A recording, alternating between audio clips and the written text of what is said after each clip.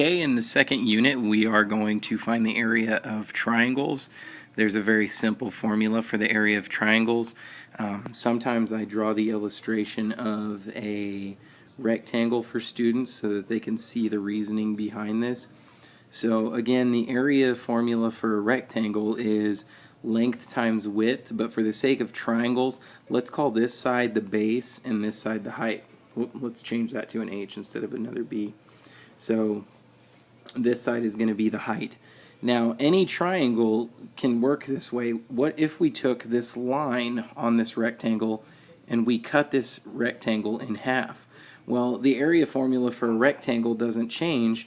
It's still base times height or length times width, but when we cut this in half diagonally like this, now we've formed two triangles. So the only difference between the area formula of a rectangle and the area formula of a triangle is that now we only care about half of this picture.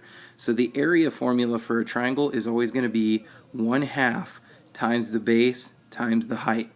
When you multiply by a half, it's also the same thing as dividing by 2. So whenever one of our side lengths is a multiple of 2, it makes our job a lot easier. So when we look at this example, I know they have the work above, but I'll go ahead and work it out for you below.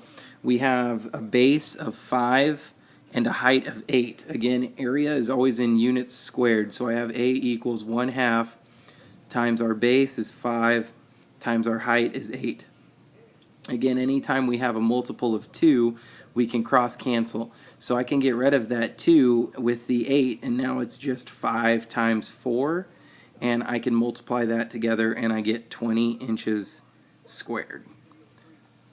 So again, it's pretty straightforward again in this section, but we need to make sure that we have that area formula somewhere copied into our notes. I would say area of a triangle, A equals 1/2 base times height.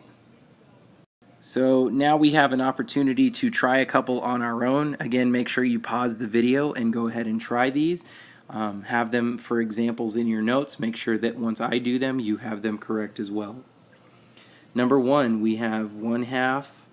Our base is 11, and our height is 4. We can cross cancel the 2 and the 4, and the 4 becomes a 2. So now I just have 11 times 2, and I get my area as 22 feet squared. On number 2, I have 1/2 times 22 times 10. Again, I can cross cancel the 22 and the 2, or I could do the 2 and the 10, it doesn't matter, but I have to take 11 times 10 and I get my answer 110 meters squared. We have some triangles that look funny. We have to remember that the height is always the height measured from the highest point to the lowest point of the shape. We can't call the height from the corner of our triangle up to the center of the side. So the height has to go from the highest to the lowest. That side there does us no good. So sometimes they'll have our height off to the side and they'll have our base off to the side. Really what they're trying to do is just trick you a little bit, but we should know that we just have 1/2 times 12 times 9.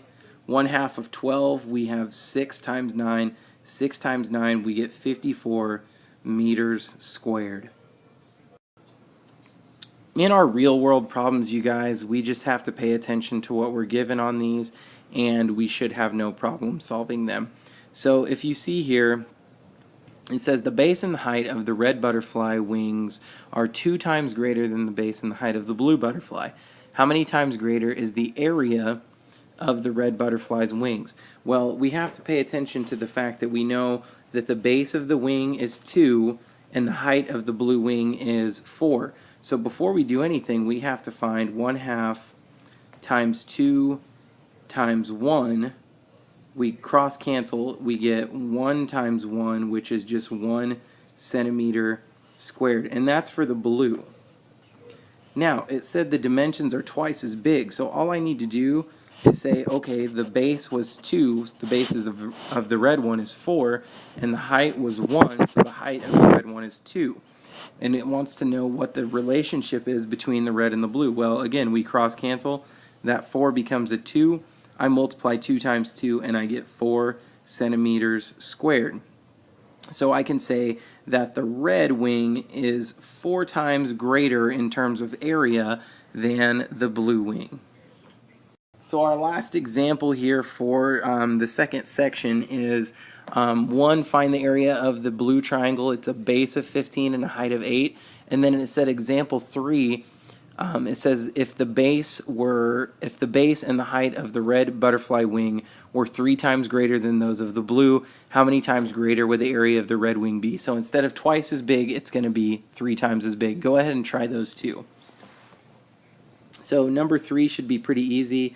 We have 1/2 times the base is 15 times the height is 8. 1/2 of 8, we can cross cancel and make that a 4. 4 times 15, we get 60, and it's centimeters squared.